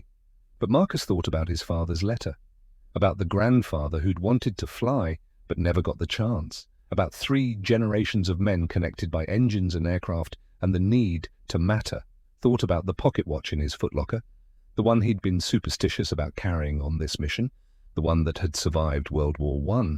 That represented legacy, continuation, purpose. Thought about Jake's wedding, about the promise he'd made, about being best man at a funeral if necessary. The mathematics said, run, save yourself, you've done enough. Duty said, turn, fight, make it matter. Final calculation, Fuel 450 gallons, ammunition 262 rounds, oil pressure 50 pounds and dropping, enemy aircraft 43, odds of survival 8%, odds of making a difference unknown, but greater than zero. Marcus Brennan had spent his entire life understanding machines, understanding their limits, understanding exactly how far he could push them before failure. He knew this engine was failing, knew the oil pressure would hit critical levels probably below 40 pounds in the next 10 to 12 minutes. Knew that when it did, bearing failure would cascade, the engine would seize, he'd be gliding. But he also knew that 10 minutes of flight time could buy the carrier group the warning they needed, could scatter the bomber formation, could kill enough escorts to make the survivors think twice about pressing the attack. 10 minutes to matter, or 17 minutes to survive. Marcus turned west, away from safety, away from the carrier, toward 43 aircraft that wanted him dead.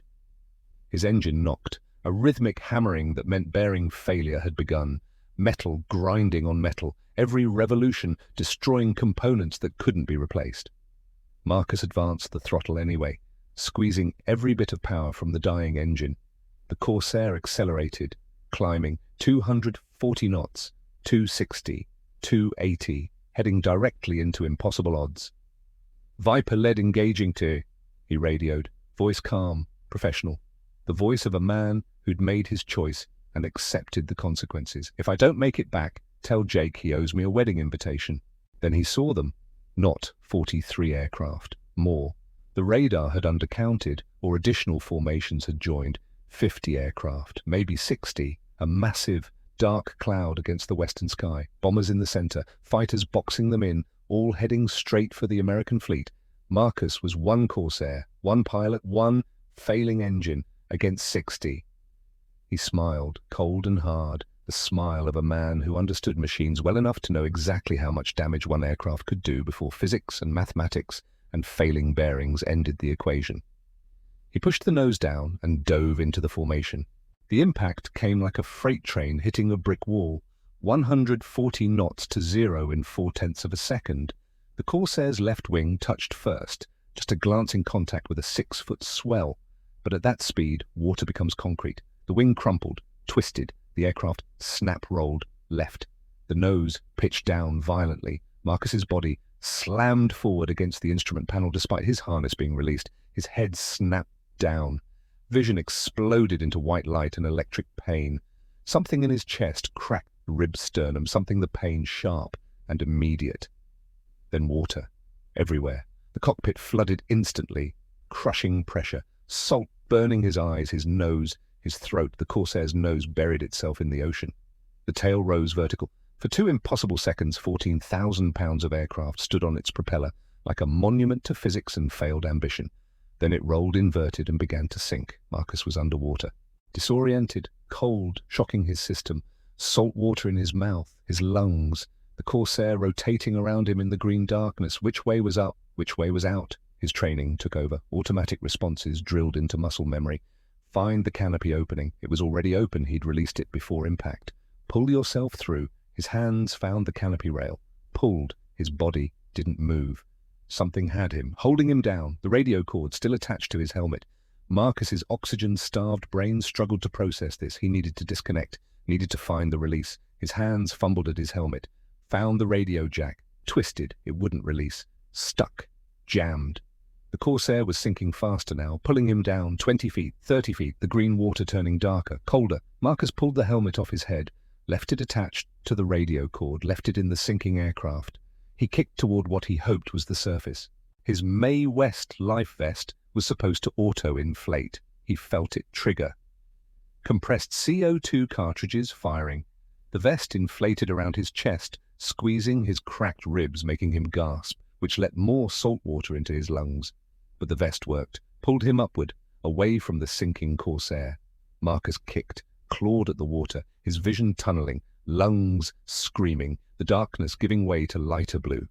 Then grey-green. He broke the surface. Air. Beautiful, impossible air. Marcus gasped, choked, vomited seawater, gasped again. His lungs burned. His chest felt like someone had driven a spike through it.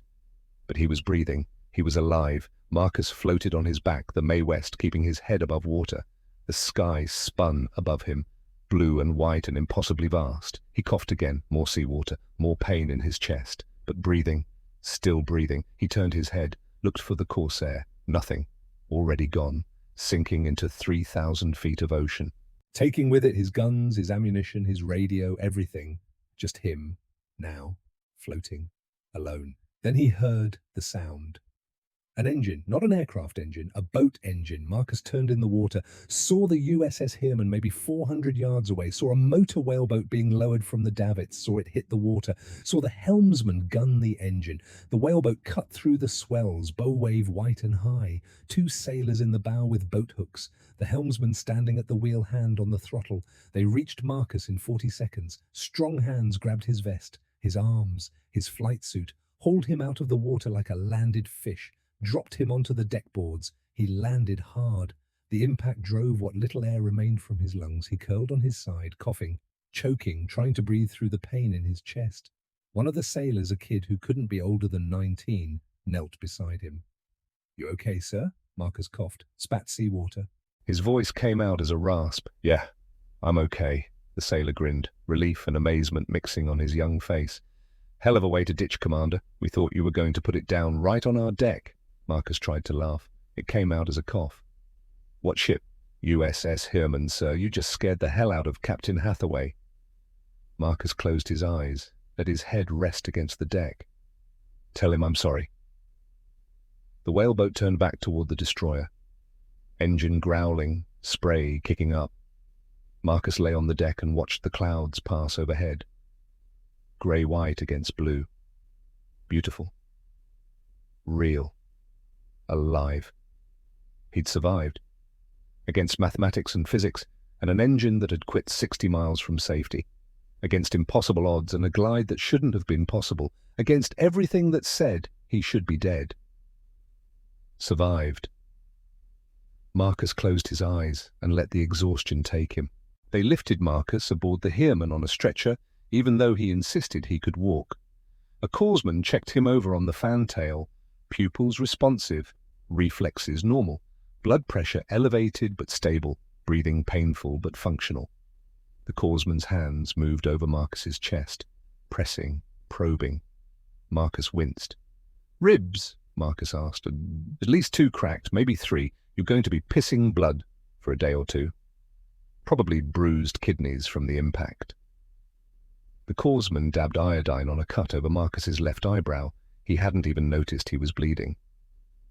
"But no broken bones, no concussion. You're lucky, Commander." "Don't feel lucky. You're breathing, aren't you?" "That's lucky enough."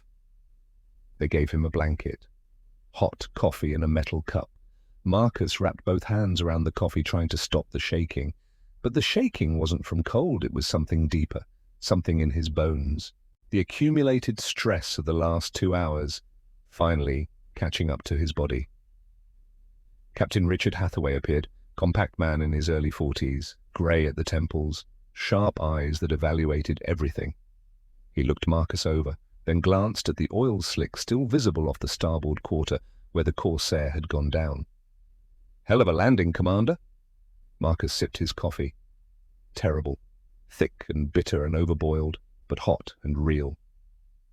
"Wasn't much of a choice, sir. We counted 5 separate aircraft in the water on our radar plot before you went down. All Japanese." Hathaway's voice was level, professional, but there was something underneath. Respect, maybe, or disbelief. "You do all that?" Marcus nodded, didn't trust his voice yet. 5 zeros in 1 sortie." "Yes, sir." "With a failing engine for part of it?" "Yes, sir." Hathaway studied him for a long moment. "You're Brennan, the one they call Grease Monkey." Marcus almost smiled. "Yes, sir, that's me." How many kills does that put you at?" 41 confirmed, sir." Hathaway shook his head slowly, like he was watching something he couldn't quite believe. "My executive officer saw your approach, said you were gliding dead stick, said you stretched a 15,000-foot glide across 60 miles of ocean, said it was the most impressive piece of airmanship he'd ever witnessed." "I got lucky, sir." "Luck. Hathaway pulled out a pack of Chesterfield cigarettes, offered one to Marcus. Marcus took it. His hands were still shaking. Hathaway lit them both with a Zippo. I've seen lucky pilots. I've seen skilled pilots. Most of them are dead. The ones who survive understand something the others don't. Marcus exhaled smoke. Felt it burn his damaged lungs. What's that, sir? They know their aircraft better than the engineers who built it. They know exactly where the line is between possible and suicidal. And when they cross that line, they cross it deliberately. With full knowledge of what they're asking the machine to do. Hathaway looked at him directly. You knew that Corsair would glide 60 miles, didn't you? Marcus thought about lying, about playing it off as luck or desperation. But Hathaway deserved the truth. I knew it could glide approximately 28 miles from 15,000 feet at optimal airspeed. I calculated that if I varied my airspeed to maximize time in the air rather than distance, I could stretch it to maybe 35 miles. The rest was hoping the destroyer could close the gap. You bet your life on mathematics. I bet my life on understanding the machine, sir. The mathematics just told me the odds. What were the odds? Marcus smiled, cold and tired. About 30%, maybe less. And you took them anyway.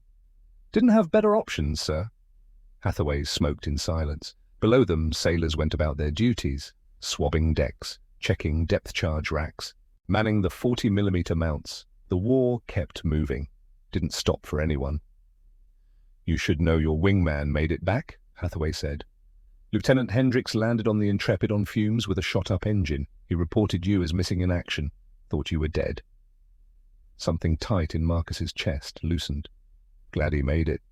He'll be glad you did too. Hathaway crushed his cigarette under his boot. We're heading back to the task force. We'll get you transferred to the Intrepid by morning. Your CO is going to want to debrief you. Yes, sir. Hathaway turned to leave, then stopped. Brennan, what made you turn back when your engine was failing, when you knew you might not make it home? What made you engage 40-plus enemy aircraft instead of running? Marcus thought about his father's letter, about mattering versus surviving, about 3,000 sailors on the Intrepid who had no way to defend themselves except pilots who were willing to fly into impossible odds. Someone had to slow them down, sir, buy time for the other fighters to scramble. I was in position. Had fuel, had ammunition. Seemed like the right thing to do. The right thing? Hathaway's expression softened slightly. Most men would have run? Tried to save themselves? Most men aren't mechanics' sons, sir. We're taught that machines serve purposes. You don't waste them on nothing, but you don't spare them when something matters. Hathaway nodded, understanding passing between them. Get some rest, Commander. You've earned it. Marcus finished his cigarette, dropped it, crushed it under his boot. His hands had finally stopped shaking. USS Intrepid, November 15th, 1944, 0830 hours. The carrier's intelligence officers initially didn't believe Marcus's after-action report. 5 kills in 1 sortie, engine failure 60 miles from the fleet, dead stick glide across impossible distance, precision ditching within visual range of a destroyer that happened to be in exactly the right position. It sounded like fiction, like propaganda, like the kind of story someone invented to boost morale. Then Lieutenant Hendricks corroborated the first half of the engagement, confirmed Marcus had splashed at least 2 zeros before ordering the damaged Corsairs back to the carrier, confirmed Marcus had turned toward the enemy strike package alone.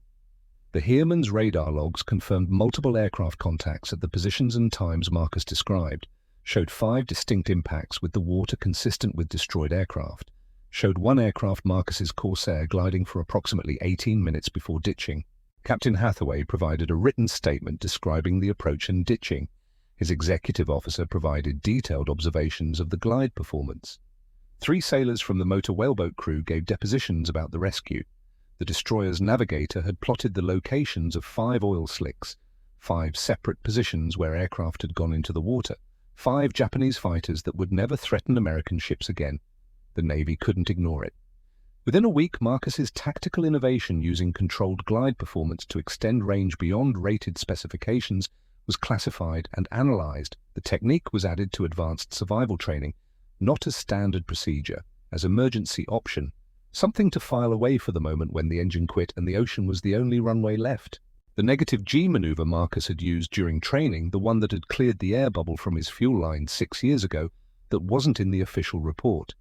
He'd never used it in combat and never had reason to, not yet. But the seed was planted, the understanding that aircraft could survive maneuvers the manual said were forbidden. That knowing your machine completely meant knowing not just what it should do, but what it could do when survival demanded the impossible. Marcus spent 3 days in the carrier's medical bay, cracked ribs taped, bruised kidneys monitored, mild concussion treated. He slept 16 hours the first day, ate like he'd been starving, drank water until the corpsman told him to stop. Jake visited on the second day, brought cigarettes and news from the squadron. "They're calling it the Brennan Glide," Jake said, sitting on the edge of the medical bay cot, grinning like an idiot. "Flight instructors are already talking about it. How you stretched a 15,000-foot glide across 60 miles. They're saying it's impossible." "It was impossible," Marcus said. His voice was rough. His chest still hurt when he breathed. "Just didn't tell the aircraft that." "You crazy bastard. You know that completely insane." "Probably. Turning back toward 40 enemy aircraft with a dying engine. What the hell were you thinking?" Marcus looked at his friend, at the young pilot who'd made it home, who'd survived because Marcus had drawn enemy fighters away, who'd get married and have children and grow old because someone had been willing to fly into impossible odds. "I was thinking about weddings," Marcus said quietly. "About promises I made." Jake went quiet, understanding dawning in his eyes. "Mac, you made it home? That's what matters. That's all that matters." They sat in silence for a moment. The carrier creaked around them, metal and machinery, men living in organized chaos, fighting a war across an ocean that wanted them all dead. "The strike package," Marcus said finally. "The 40 aircraft, what happened?" Jake's expression hardened. "Our fighters intercepted them 20 miles from the fleet. Shot down 18. The rest turned back. One bomber got through, damaged a destroyer with a near miss. No fatalities. The destroyer's already back on station. We stopped them. You stopped them. You scattered their formation, killed their lead elements, bought us time to scramble. Without that, they would have hit us before we could launch, would have caught half our fighters on the deck, would have been a slaughter." Marcus closed his eyes, saw again the Zero's canopy shattering, the blood inside, the pilot's body slumping. Kill number 41. How many more would there be before this war ended? "How long until I'm cleared to fly?" Marcus asked. "Doc says 2 weeks minimum. Ribs need to heal. You need to pass a flight physical." 2 weeks, 14 days, an eternity in wartime. "I'll be back in 1 week," Marcus said. Jake laughed. "Sure you will." But Marcus was serious. He'd spent his entire life understanding machines, understanding how they broke, how they healed, how much stress they could take before failure. His body was a machine too, and he knew exactly how far he could push it. Marcus returned to flight status on November 22nd, 8 days after the ditching. His ribs still hurt, his kidneys still ached. But he could breathe without gasping, could move without doubling over, could pass the basic flight physical well enough that the flight surgeon cleared him, reluctantly. "You should take more time," the surgeon said. "You're still healing." "I'm healed enough," Marcus replied. "Healed enough to fly, not healed enough to fight. There's a difference." "I'll be careful." The surgeon looked at him skeptically. 41 kills. You don't get 41 kills by being careful." Marcus didn't argue, just signed the clearance form and left. His new aircraft was waiting on the flight deck. F4U 1D Corsair, Bureau number 82517, fresh from the factory. 0 hours on the airframe. The R2800 engine purring like a satisfied cat during engine run-up.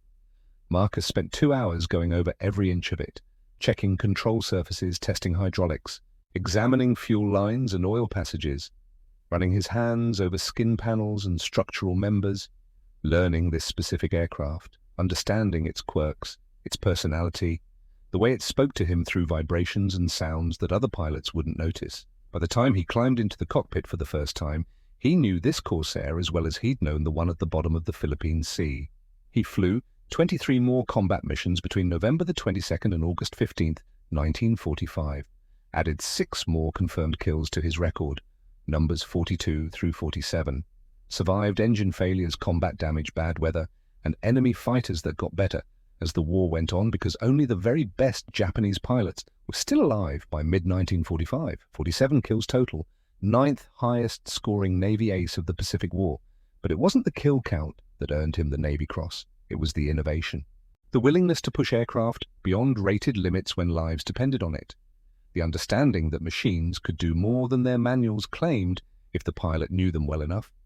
The negative G split S he'd pioneered in training became legend after the war, not because he'd used it in combat he never needed to, but because instructors taught it as case study, as example of understanding aircraft performance envelopes so completely that you could exceed them deliberately when survival demanded it.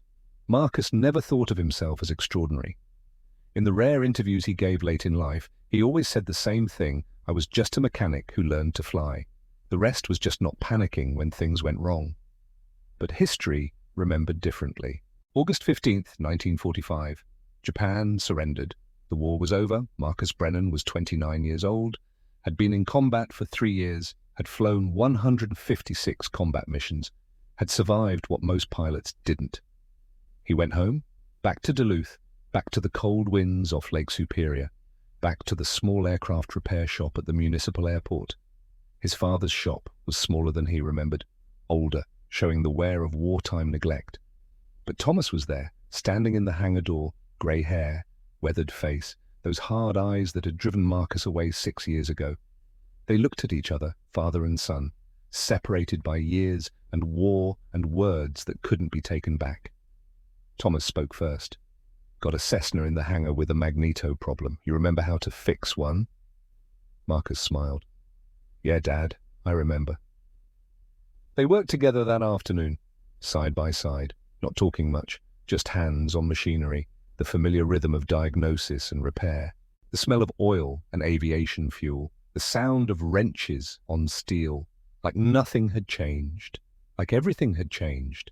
That evening, after they'd cleaned up and locked the hangar, Thomas pulled out 2 bottles of beer, handed one to Marcus. They sat on the workbench, watching the sun set over the airfield. I read about what you did, Thomas said quietly. The glide, the ditching, all of it. Dad, I was wrong. About flying, about you, about what matters. Thomas took a long pull from his beer. You were right. Better to matter than to just survive. You mattered, Dad. You kept me alive. Everything you taught me, that's what brought me home. Thomas looked at his son, really looked. Seeing the man he'd become, the scars, the weight, the knowledge that came from surviving what most men didn't.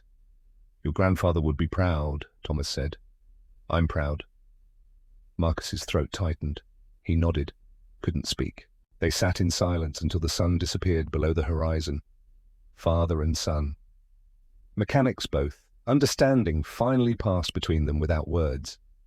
Marcus worked in that shop for 3 years, fixed engines, trained new mechanics, never talked about the 47 kills or the ditching or the Navy Cross gathering dust in a drawer in his bedroom. The locals knew he'd been a pilot, a few knew he'd been decorated, but nobody knew the details, and Marcus preferred it that way. In 1948, the Navy called him back, not to fly, to teach. The Advanced Fighter Weapons School at Naval Air Station Miramar needed instructors who understood both the mechanical and tactical aspects of air combat. Marcus fit the profile perfectly. He spent the next 14 years teaching young pilots the same lessons his father had taught him. Understand your machine, know its limits, respect them, and when your life depends on it, know exactly how far you can push beyond those limits without breaking.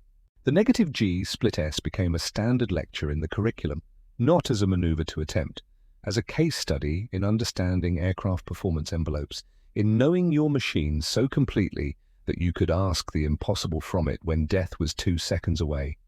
Hundreds of pilots learned from Marcus, thousands learned from his students. How many lives were saved by those lessons? Unknowable, but significant. Marcus retired from the Navy in 1962 with the rank of commander, moved back to Minnesota, married Ellen Whitmore, an elementary school teacher from Duluth, had 2 daughters, ran his father's shop after Thomas passed in 1967, sold it in 1972, spent his retirement restoring vintage aircraft. Corsairs, mostly, when he could find them. He restored 3 complete aircraft, between 1972 and 1992, all to flying condition, all sold to museums or private collectors who would care for them properly. He rarely spoke about the war. When asked about the Navy Cross, he changed the subject. When pressed about 47 kills, he'd say, "Just did my job." He never wrote a memoir. Declined multiple interview requests, made one exception in 1989 for a History Channel documentary about Pacific War aces. His only quote, "I was just a mechanic who learned to fly. The rest was luck and not panicking." On April 7th, 1994, Marcus Brennan died of a massive heart attack while working on a P-51 Mustang restoration in his garage. He was 78 years old, quick, quiet, surrounded by the machines he'd spent his life understanding. Ellen found him with a wrench still in his hand. The funeral was held at Duluth National Cemetery on a cold April morning. The Navy sent a delegation, full honors, flag-draped casket, 21-gun salute, taps played by a young sailor who'd never met Marcus but understood what he represented. Old squadron mates attended, Jake Hendricks among them, 72 years old now, grey and weathered, but still alive. Still grateful for that day in November 1944 when Marcus had turned back toward impossible odds so his wingman could make it home. Former students attended, some now admirals, some retired, all of them carrying lessons Marcus had taught them, lessons that had kept them alive when mathematics said they should be dead. The eulogies were brief, military, professional. But Jake spoke last, and his words were personal. "Mac saved my life on November 14th, 1944, Jake said, his voice steady despite the tears on his weathered cheeks. "I made it to my wedding because of him. My kids exist because of him. My grandkids exist because of him. He never mentioned it. Never asked for thanks. That was Mac." Jake looked at the flag-draped casket, at the man who'd been his wingman and his friend and his brother in every way that mattered.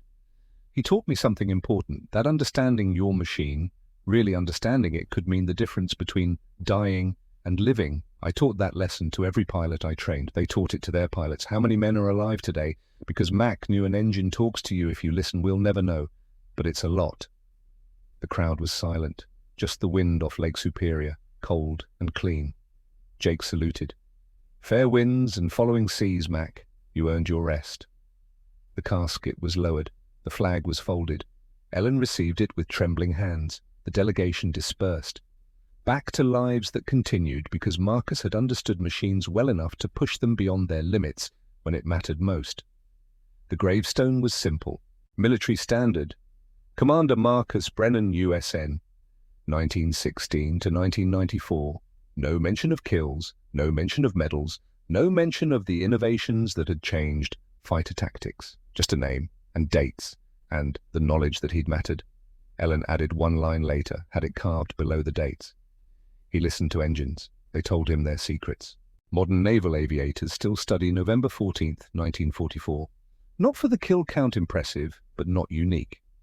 For the decision-making under impossible pressure.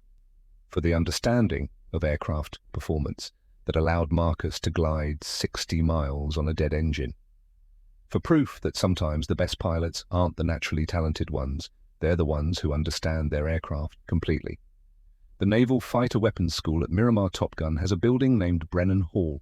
Inside on the wall is a photograph of an F4U Corsair and a brass plaque. The plaque reads, "Commander Marcus Brennan, USN 47, confirmed kills Pacific Theater, 1942 to 1945, Navy Cross recipient, Instructor Advanced Fighter Weapons School. 1948 to 1962, on November 14, 1944, Commander Brennan's aircraft suffered catastrophic engine failure 60 miles from friendly forces while engaging superior enemy numbers. Through expert understanding of aircraft performance characteristics and precise control of glide parameters, he successfully stretched a rated 15,000-foot glide to cover 60 miles, ditching successfully near USS Heermann. His innovation in aircraft performance management saved his life that day, and has saved countless lives since through the lessons he taught. His legacy, understanding your machine, can mean the difference between death and survival. Know its limits, respect them, and when necessary, know exactly how far you can exceed them. When the engine quits, gravity's the only power you have left. Use it smart. Thomas Brennan, civilian aircraft mechanic, father of Commander Marcus Brennan. Every class of Top Gun students stands before that plaque on their first day, reads those words, learns that story, and understands that being a fighter pilot means more than flying fast and shooting straight. It means knowing your machine so completely that you and it become one system, one unit, one entity that can accomplish things the manual says are impossible. Marcus never thought of himself as extraordinary, but thousands of pilots who survived because of lessons he taught would disagree. The watch, the pocket watch that had belonged to Marcus's grandfather, the WWII pilot, who'd been rejected for bad eyesight, sits in the Naval Aviation Museum in Pensacola, in a climate-controlled display case, protected, preserved. The display card reads, "Pocket Watch, carried by Commander Marcus Brennan on 156 combat missions Pacific Theater, 1942 to 1945. Survived ditching November 14th, 1944. Represents 3 generations of aviation grandfather who dreamed of flying father, who enabled its son, who mastered it." This watch symbolizes the lesson Commander Brennan taught. Knowledge passes from generation to generation, mechanic to pilot, father to son, past to future. Understanding machines, truly understanding them, is the foundation of survival. Visitors to the museum stop at that display, read the card, look at the watch, a simple brass timepiece with a worn chain, tarnished green with age, but still ticking, still keeping time, still speaking to those who know how to listen. If you could ask Marcus what he'd want people to remember, he'd probably say nothing. He'd want to be forgotten, to fade into history, like most veterans who did their jobs and came home and lived quiet lives. But if you pressed him, if you demanded an answer, he'd probably say this: remember that machines are tools, they serve purposes, don't waste them on nothing, but don't spare them when something matters. Understand them completely, respect their limits, and when death is 2 seconds away and the manual says, "You're finished," remember that manuals are written by engineers who never had to bet their lives on mathematics. You know your machine better than they do. Trust that knowledge. Use every bit of performance it has, not one bit less, not one bit more. And when you land, if you land, thank the mechanics who built it, because they're the ones who made survival possible. They're the foundation everything else stands on. I was just a mechanic who learned to fly. The mechanics who kept my aircraft running, they're the real heroes. But that's not what history remembers. History remembers a pilot who killed 47 enemy aircraft, who glided 60 miles on a dead engine, who taught thousands of pilots that understanding your machine could save your life. History remembers innovation born from understanding, survival born from knowledge, legacy born from teaching. History remembers that when Marcus Brennan's engine quit 60 miles from safety with the ocean waiting below, he didn't panic, didn't pray, didn't give up. He calculated, he adjusted, he flew, and he made it home, not through luck, not through divine intervention, through understanding his machine so completely that he could ask the impossible from it. And it answered. That's the lesson. That's the legacy. That's what matters.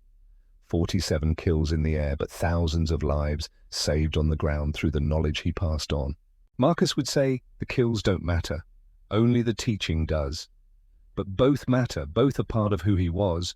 Both are part of what he left behind, a mechanic's son from Duluth, Minnesota, who learned to listen to engines, who understood them better than the people who built them, who flew them to their limits and beyond, who survived when mathematics said he shouldn't, who taught others to do the same.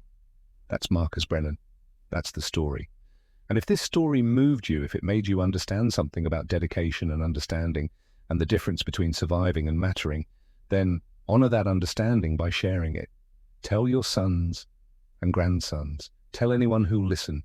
Tell them that heroes aren't born. They're built from knowledge, from discipline, from fathers teaching sons to listen. Tell them that when everything fails, when the engine quits, and the manual says you're dead, understanding your machine can mean the difference between dying and living. Tell them to listen, to learn, to understand, because the machines talk. They always have. You just have to know their language. And Marcus Brennan spoke that language fluently. Until the day he died with a wrench in his hand and a half-rebuilt engine waiting to be finished, he was still listening, still learning, still understanding. That's all any of us can do. Listen, learn, understand. And when death comes, make sure It's because you ran out of altitude, not because you ran out of ideas. Marcus never ran out of ideas. He ran out of altitude once. On November the 14th, 1944, 60 miles from safety. And even then he turned altitude into distance into time, and time into survival, because he understood his machine completely, absolutely, without question. And that understanding saved his life, just like his father taught him it would.